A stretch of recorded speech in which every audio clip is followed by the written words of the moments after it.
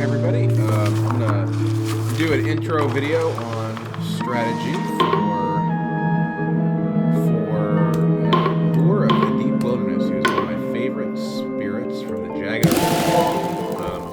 Why am I doing Lure? Well, first time we did Vital Strength of the Earth, who is a low complexity base game spirit. So now we're going to do a video on a higher complexity Jagged Earth spirit as a contrast. This is going to include an introduction to, we'll switch them to no adversary just for the basics.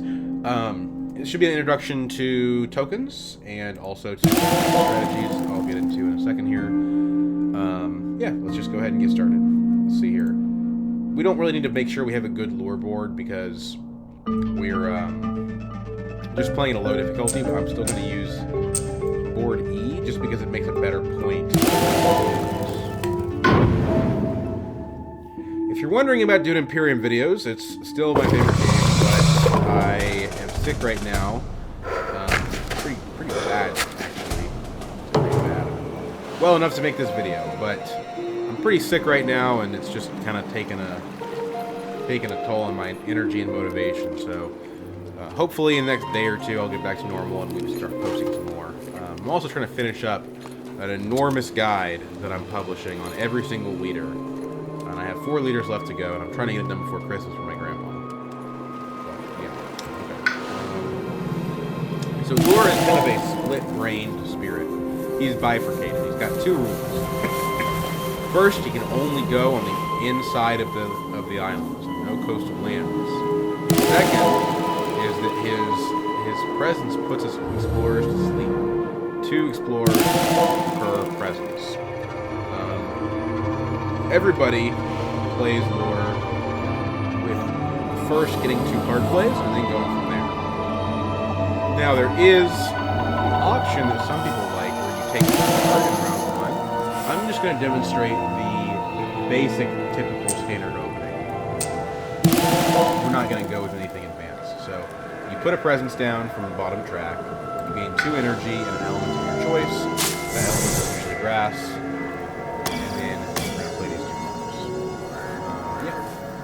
Doesn't really matter where they explore. I put my presence right here because this land is adjacent to every coastal land, which is the place where we can't do anything.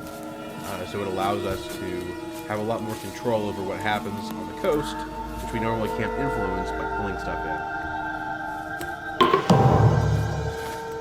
And Lure does all this stuff. He doesn't do any of this early. That's kind of reality. And it looks like, despite the fact that I wanted to use this as my kill zone, it's actually going to be this land instead. And what Lure likes to do is he likes to set up these dump lands where he moves all the invaders in and puts a bunch of nasty hazards in there and then he swipes them out. And for new players, control is the most important skill to learn in Spirit Island. I've seen people who get beaten by difficulty 0 and they just don't know how to do it. And the answer is learn how control works. And while we're talking about that, we have Softly Beckon Ever Inland. This is maybe the best control card in the game. Besides Finder and some of besides like Finder of Hidden Paths and stuff like that, who's exclusively a control spirit. This is up there with Wash Away as one of the best cards that you could possibly use. This gathers 2 explorers, 2 towns, 2 beasts, and 2 Dahan. 2 of pretty much everything you can gather. And because it gathers, you can solve multiple lands. So look, right now this land and this land are both going to be problems for us, as well as this land, which is going to build a town next turn, and this one that will also build a town next turn. Softly back in, pull the explorers out of both of the wetlands, and the towns out of both the sands. Now we just solved 4 lands. Now, normally this card's not going to be able to do that. That is a bit of an exaggeration. But you know, a level 0 adversary makes things easier on you than what it could be. But you know what? That's not always. Sometimes that's what happens. Sometimes you can solve, 3 or 4 lands with this card. So yeah, so we've made this land right here, our deep little jungle that we heist all the explorers to become explorer, and then we're just going to have them slowly die. So we're going to force take society to have them chase after dreams. When you do that, you place. Basically, you break down settlements into individuals who wander off to try to join your cult. So, this town into 2 more explorers. We're gonna keep them where they are here. Because there's towns that witness those guys wander off, they get scared. And then we have Perils of the Deepest Island. This is an awesome card as well. It gives us 2 different really nice tokens, and it pushes to Han. And we're going to use it here. And then we're also going to put these. This pushes to Han, so it pushes to Han onto the coast, near the coast, so that we can influence those a little better. And then we have Never Heard From Again, which kills 2 explorers for each token we have in one of our lands. We have 4 tokens here, so we're going to kill up to 8 explorers. And that's and level 0 adversaries cannot stand a chance against Lure. He's a really strong spirit. Suffers against a very, very high difficulty, but is very, very good at low and medium difficulty. He's kind of a pub stomping spirit. That's how you can think of it. Yeah. Okay. Anyway, now this is where we kind of get to the strategic variants. Some people like to reclaim on turn 2 and just play these cards again because they're so powerful. I don't like to do that. I'm not a reclaim loop kind of guy. I enjoy actually growing my spirit. And we only have 1 presence on the board. You can only on this spirit pick for 1 of each of these growth groups. And every time you reclaim, you're not placing a presence, and you're ending up getting weaker. So what I'm going to do is I'm going to put 2nd presence from the top track, which is the way I prefer to play Lure. Most people specialize on one or the other track for this spirit because he adds presence very slowly. And both tracks have a very nice reward at the end. For playing 1. So you kind of have to pick your path for this spirit. I picked the top, but a lot of people like the bottom. Anyway, we're going top, and then we can go ahead and get a minor. This has, for most spirits, try to draft based on elements. Lure is also split great in that he has 2 different elemental sets. He has Moon and Air on his enticing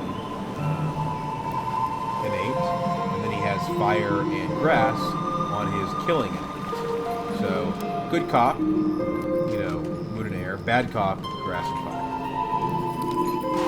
So it's a little bit of a weird thing.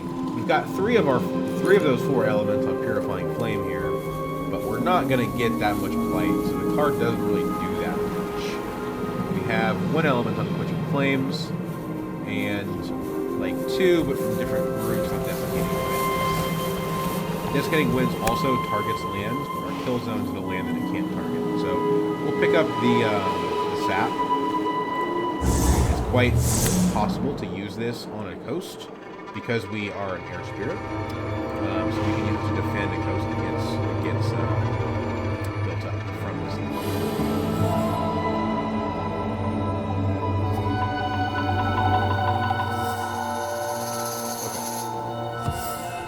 Okay. So, now we don't need to defend, so we're just going to play the other 2 innates. Swallowed by Wilderness. This one is a very powerful attack card. It's part of the right side of the Lure's brain here, and it does 2 fear immediately, which is already pretty awesome. It also does 1 damage per token, so we're just going to do 4 damage right here, kills you both towns, leave that land. Direction of 5 damage matters. And then they're gonna. The game's pretty much over now, to be honest. Yeah, this guy is gonna survive because he's gonna go into our kill zone and not die to the Han. But then each of these beasts is gonna give us 3. As you can see, before the first Ravage, we already have 2 fear cards. There's no town, so we can't use that one. Okay. They build wetlands. There's no wetlands to build in. And they explore again. We can add disease or add wilds. I think I would rather... Normally I add wilds, but I'm going to replace this with disease. That way they don't build this land and cause problems later. Then we can just go ahead and kill this guy again. Fear.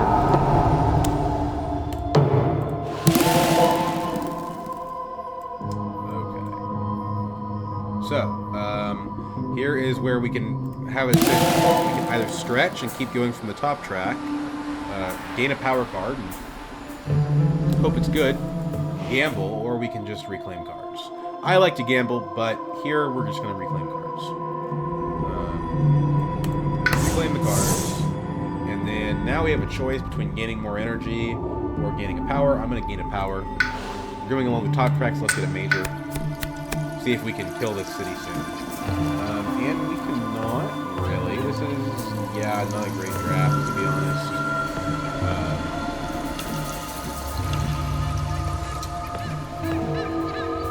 Yes, we take fire if we like to kill the...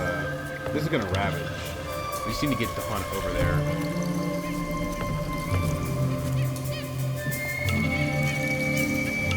Kind of can't do that, though. Yeah, this is tough. So we just lose the fire. We're just going to repeat our previous decision here.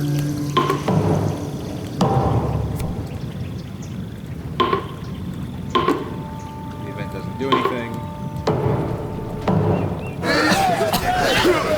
These tokens. So you know, beasts don't do anything unless referenced by another card. Badlands increase the damage of all damaging effects by 1, and then disease prevents it though. So we really want to pull into this too. Because we had replaced our presence token last time, we can't really do that. And there's no structures to take. So let's go ahead and softly beckon back into the castle. Grab these guys. Although I guess we can only grab 2 of them and it still works. This guy will just kill himself. There we go.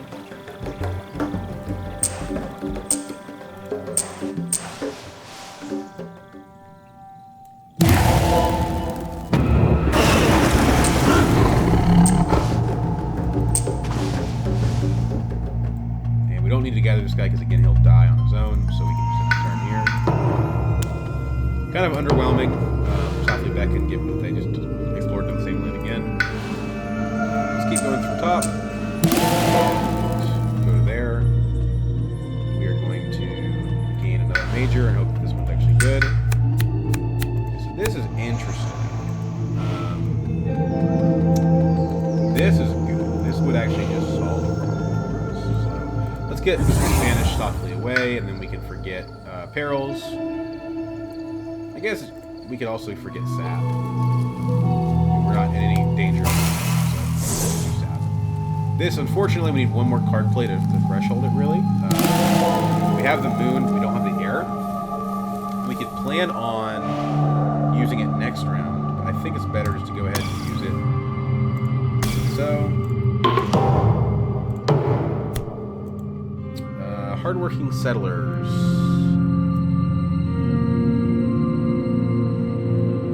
So to add a town. Matters all that much. Let's just create distractions.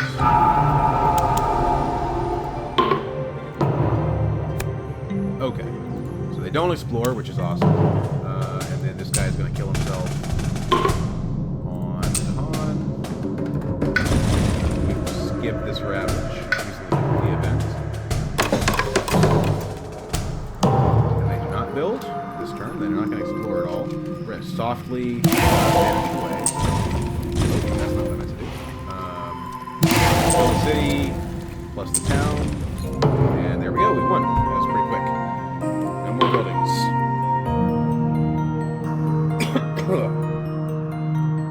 That's the Lure of the Deep Wilds for you. Sorry that I don't have any Dune Imperium content right now. I'm still kind of sick, but I hope to have some out by Christmas Eve. Fingers crossed.